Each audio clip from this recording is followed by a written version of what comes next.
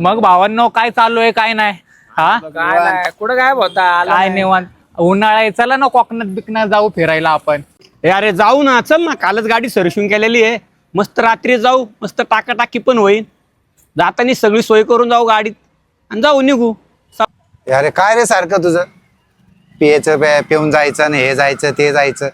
भाऊ एक लक्षात ठेवा, जायचं असलं तर पाटे निघायचं, दिवसभर एन्जॉय करत जायचं आणि पिणं बिणं तर अजिबात नाही.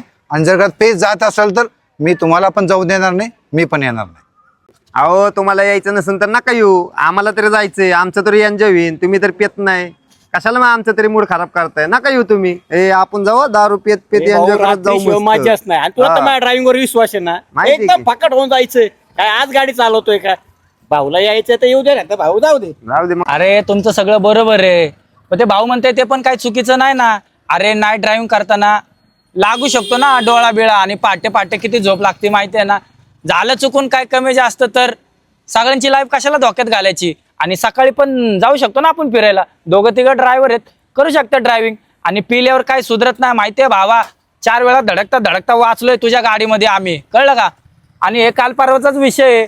ते मित्र गेले होते फिरायला, ऍक्सिडेंट झाला, नाईटलाच गेले होते ना. कशाला रिस्क घ्यायची, आपला जीव कशाला धोक्यात घालवायचा आहे. सुखासुखी जाऊ ना सकाळी. हे अरे बरोबर आहे ना, तो म्हणतोय ते पण. अरे काही कमी बातम्या येतात का? 2-4 दिवसाला बातमी ऍक्सिडेंटची. आणि काय सौरव, रात्रीलाच जावं पिऊनच जावं असं काही जरुरी आहे का?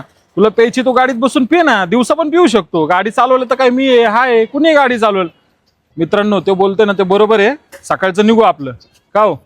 भाऊ तुम्ही बोलला ते योग्य आहे, आपण सकाळच निघू काय असेल ते. तुला काय वाटते भाऊ? बरोबर आहे.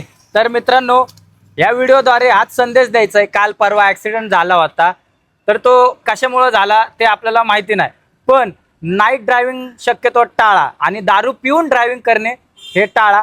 दिवसा पण तुम्ही प्रवास करू शकता, की जेणेकरून तुम्ही पण सुखरूप राहा, कारण मागं तुमचं कुटुंब तुमची वाट बघते. तुम्हाला काय वाटतं कमेंटमध्ये नक्की सांगा.